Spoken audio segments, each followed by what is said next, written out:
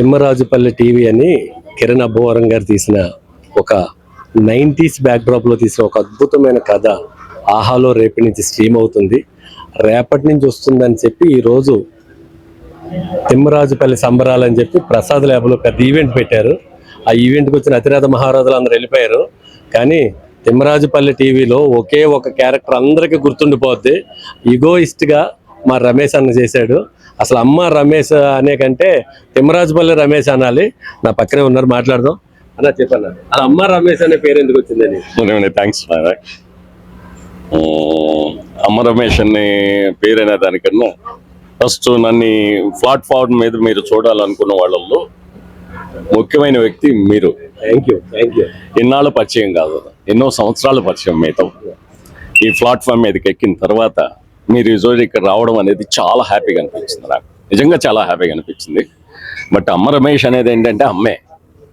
మా అమ్మని గుర్తుగా ఒక వ్యాపారం పెట్టుకుంటూ ఆ పేరు పెట్టకుండా డైరెక్ట్ అమ్మ ప్రింటర్స్ అని పెట్టాను కావాల్లో. అక్కడి నుంచి స్టార్ట్ అయిన జర్నీ ఈ రోజు వరకు నన్ను అమ్మ రమేష్ అనే పిలిచేవాడు. అలా అయిందన్న. అది రాజు. అదే తిమ్మరాజుపల్లిలో మీకు ఎలా అవకాశం వచ్చింది? రెండు, రమేష్ అన్న నాకు చాలా పరిచయం, చాలా కాలం నుంచి. ఆయన ఎదిగితే చూడాలనే చాలా మంది వ్యక్తుల్లో నేను ఒకడిని. ఎందుకంటే అసలు ఈ సినిమాలో అజయ్ ఘోష్ని తలపించే క్యారెక్టర్ చేశాను, మామూలుగా కాదు. అజయ్ ఘోష్ అనే ఆయన ఈ రమేష్ గారికి మంచి బంధం. అంటే మేము గురువు అనుకోలేము అనుకుంటే, అంతేనా? అజయ్ ఘోష్ నన్ను గుర్తు చేశారు మీరు. అతను ఒక మార్గదర్శకుడు. సహజంగా ఇప్పటిదాకా నాకు జరిగిన సినిమాలు ఇంటర్వ్యూస్ లో కూడా అన్న గురించి మాట్లాడలేదు. మీరు ఈరోజు ఎత్తారు ఆ మాట. ఒక మార్గదర్శకుడు, ఒక క్రమశిక్షణ, ఒక నిబద్ధత అనేది ఆయన దగ్గర నేర్చుకున్నాను అన్నగారు. ఈ రోజు ఈ సినిమా చేస్తున్నానంటే కూడా, ఈ సినిమాలో సక్సెస్ అయింది నేను ఇలా క్యారెక్టర్ చేశానంటే అతను ప్రతి ఒక్క దాన్ని తిట్టేవాడు.